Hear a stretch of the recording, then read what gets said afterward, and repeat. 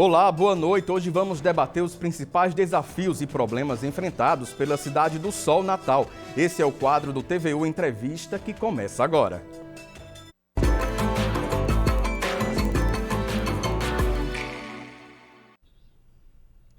A cidade do Natal é uma das mais antigas do Brasil. Em 2023, completou 424 anos. Fundada em 1599, ela está entre os poucos núcleos urbanos do país que surgiram ainda no século XVI. Conhecida como Cidade do Sol, também é destacada por suas belezas naturais, lindas praias, dunas e lagoas. Apesar dessas qualidades, a capital do Rio Grande do Norte, de acordo com o último censo, possui um pouco mais de 651 mil habitantes. Enfrenta problemas como transporte público de má qualidade, uma das cestas básicas mais caras do Nordeste e também um dos combustíveis mais caros do país. De acordo com o último IDH, que é o índice que compara indicadores de bem-estar da população, levando em conta saúde, educação e renda, Natal ficou na 16ª posição, perdendo para capitais do Nordeste como Recife, Aracaju e João Pessoa. Para debatermos sobre os desafios e principais problemas dessa linda cidade, vamos entrevistar o vereador Daniel Valença. Ele é advogado, professor de Direito pela Universidade Federal Rural do Semiárido, é mestre em Arquitetura e Urbanismo pela UFRN, especialista em Direito Urbanístico pela PUC Minas e doutor em Direito pela UFPB. Desde que ingressou na universidade, Daniel Valença se engajou em movimentos estudantis e também se aproximou de movimentos sociais como o MST, que é o Movimento dos Trabalhadores Rurais Sem Terra, e o MLB, que é o Movimento de Luta dos Bairros, Vilas e Favelas. Vereador, seja bem-vindo ao TVU Notícias. Eu que agradeço, Jorge. Obrigado pelo convite, fico à disposição para novos momentos e parabéns pelo fortalecimento da rede pública de rádio e televisão, especialmente a universitária. Professor, vamos começar falando sobre um dos principais problemas que os trabalhadores de Natal, e região metropolitana enfrentam, que é a questão do transporte público. A situação já era complicada e quando começou a pandemia se agravou, acabou a pandemia, não se resolveu. Eu queria que você falasse um pouco, é falta de decisão, política, é competência, o quê? Veja, esse tema do transporte, como você colocou, é um problema estrutural da cidade do Natal, né? Vocês estavam colocando ali o meu histórico. Em 2003, eu era coordenador geral do DCE da FRN e nós tivemos que fazer uma série de mobilizações para derrubar um projeto de lei, na época denominado Lei Pio Marinheiro, que tirava o direito à meia passagem dos estudantes, né? E nós, felizmente, obtivemos essa vitória naquela época. 20 anos depois, a gente continua na mesma realidade. Os trabalhadores, as trabalhadoras, estudantes sofrem no transporte público, né? Em relação à pandemia, a prefeitura retirou de linha mais de 30 linhas, retirou mais de 200 veículos e o que nós vimos foi compensações às empresas, apesar desse ataque ao direito à mobilidade da população. Então, nós votamos contra, mas foi aprovado na Câmara este ano, a renovação de um subsídio de ISS no valor de 600 mil por mês para as empresas, ao longo de 4 anos, dá praticamente 4 dezenas de milhões de reais em subsídio. Foi aprovado agora o reajuste da passagem para R$ 4,95. É importante que as pessoas saibam que o trabalhador, a trabalhadora, paga R$ 4,50 ao pegar o ônibus e a prefeitura cobre mais 45 centavos por cada passageiro. Ao mesmo tempo, essas empresas devem 50 milhões de reais para a prefeitura e também, ao mesmo tempo, também neste ano, a prefeitura mandou um PL de urgência derrubando 3 leis que tinham garantias mínimas para a licitação dos ônibus. Por exemplo, para que pessoas com deficiência conseguissem ter acesso ao transporte público. Nós votamos contra, claro, esse projeto de lei, mas como a prefeitura tem maioria na Câmara, ele foi aprovado e essas 3 leis que tinham garantias mínimas, elas foram derrubadas. O argumento é que elas emperravam a licitação. Na realidade, elas trazem condições mínimas para que realmente as pessoas tenham acesso ao direito à mobilidade. Na nossa opinião, só tem uma justificativa, né? Quem manda na cidade, politicamente falando, é o Seturne, e não a STTU e não o prefeito Álvaro Dias. Você entende que o prefeito está mais do lado do empresariado do que da população? Sem dúvida alguma. Inclusive, quando a Natália Bonavides, deputada federal, ingressou com ação para exigir o retorno imediato de todas as linhas, ainda na época da pandemia, a Prefeitura do Natal esteve no polo oposto, ao lado do Seturne, contra o pedido do retorno imediato. Então, quem tinha dúvidas se a gestão está ao lado das grandes empresas ou da população, essa posição nesta ação da Natália não deixou dúvidas de qual é o lado da gestão Álvaro Dias. Qual a solução, então, para resolver esse problema? O senhor como vereador, o senhor como professor, que entende também um pouco da área urbana, né, é mestre em urbanismo, qual é a solução para resolver essa situação aqui em Natal? Olha, sinceramente, na minha opinião, a primeira delas é mudar o prefeito. Não vejo alternativa sem mudar o prefeito, porque se o prefeito está agindo em favor dos interesses dessas empresas, não da população, por mais que nós cobremos, por mais que nós fiscalizemos, denunciemos, mas a gestão continua defendendo os interesses dessas poucas empresas e não do conjunto da população. A gente precisa, primeiro, inverter a lógica da gestão de Álvaro Dias. Acho que vocês acompanharam que eles tentaram fazer uma trincheira ali na Hermes com Alexandrino. Ingressamos com ação popular, tivemos uma vitória judicial, essa obra no valor de 25 milhões de reais, ela foi suspensa. Veja, a lógica é oposta da lógica da questão urbana em países com um mínimo de desenvolvimento e de debate sobre o direito à cidade. O que a gente precisa é fortalecer o transporte público, fortalecer formas alternativas de mobilidade, né, e também apostar na tecnologia e na inteligência. Aracaju, por exemplo, implementou ainda em 2019 um programa no valor de 15 milhões de reais para uma semaforização inteligente de toda a cidade. E a partir daí você teve um tráfego muito mais fluido por toda a cidade. Tem outras cidades que implementaram empresa pública de ônibus. A partir daí nós temos condições de ter os dados reais e concretos. Você acha que deu certo essa experiência de empresas públicas? Sem dúvida alguma. Inclusive, Porto Alegre é exemplo disto desde a década de 90. No Rio dá para controlar o preço? Dá para controlar porque você tendo uma empresa pública, você tem a certeza de qual é a quantidade de insumos gastos ao longo de cada viagem. Ao mesmo tempo, outra política importantíssima e também foi desenvolvida em prefeituras petistas foi da tarifa zero, ou seja, o passe livre, as pessoas não pagarem para pegar ônibus. Neste modelo, a prefeitura paga por quilometragem rodada e não o trabalhador pela passagem em si. É uma decisão para nós muito importante, porque ela reflete, antes de mais nada, uma mudança, né, no foco do transporte. Imagine que essas linhas que eu falei que desapareceram são as linhas mais distantes. E é justamente a população que mais precisa dos ônibus, né? As pessoas que mais precisam dos ônibus, elas estão nos Guarapes, elas estão na Zona Norte, elas estão em Felipe Camarão, elas estão no Planalto. E se você tem por quilometragem, né, como sendo o fundamento da passagem e não por número de passageiros, você fortalece a ideia de que o conjunto da cidade ele tem que ser, sim, perpassado pelo transporte público de qualidade. Agora, como eu coloquei, o primeiro passo é que haja um controle público sobre o valor da passagem, o lucro, quantidade de insumos e sobre o planejamento dessas viagens, né?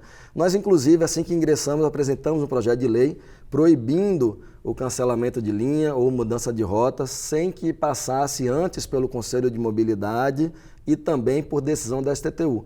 Esse projeto ele foi vetado pelo prefeito Álvaro Dias e, infelizmente, quando retornou para a Câmara, a mesma casa que tinha aprovado por unanimidade manteve o veto, né, seguiu, claro, a orientação do prefeito e derrubou o projeto de lei. Ô professor, outro assunto que acaba tangenciando também essa questão de transporte é a questão da gasolina, né? Nós temos o preço praticado aqui, né, em Natal, é um dos mais altos do país. Aí você vai dizer, não, mas isso aí não tem nada a ver com a prefeitura, mas o PROCON não fiscaliza. Vocês também têm acompanhado esse trabalho do PROCON no município, porque esse aumento, né, quando se tem o aumento da Petrobras, até é justificável. Mas quando não se tem, que é o que tem acontecido várias vezes em 2023. Sim.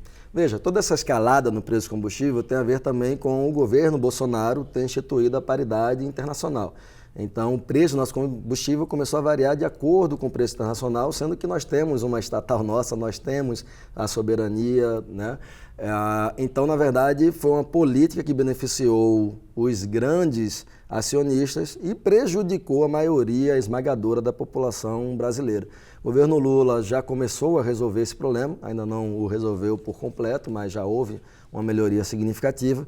E aqui, como vereador da Câmara, ainda em maio, nós oficiamos o PROCON para que fizesse fiscalização nos postos. Não temos como dizer se foi consequência, né, desta atuação nossa ou não, mas realmente no final de maio houve uma atividade de fiscalização do PROCON. E em julho nós também oficiamos a STTU para que obrigasse os postos de combustíveis a apresentar o lucro, né, que estava tendo. Isso daí decorreu de uma lei do então vereador Jorge Câmara, do PCdoB, né, uma lei importantíssima que não estava sendo e continua não sendo cumprida pela Prefeitura. Qual a situação, professor, das escolas públicas? Vamos dar um pouco de assunto agora. A situação das escolas públicas aqui de Natal hoje, como é que está? Eu acompanho algumas coisas na sua rede social, você também chegou a ir a uma escola que ia ser fechada e que acabou o prefeito recuando, mas a situação não só dessa escola, mas das outras, assim, você chegou a acompanhar como é que está a situação?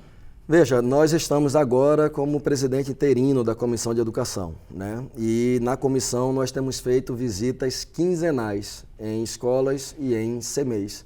E o que nós vemos é uma realidade terrível, né? A infraestrutura completamente abandonada. Hoje mesmo estive no CMEI, Nossa Senhora de Lourdes, Irmã Luísa, e o que nós vimos é uma obra que começou em 2019 e que até agora está paralisada. O muro ele foi interditado pela Defesa Civil e até agora a Prefeitura não atuou.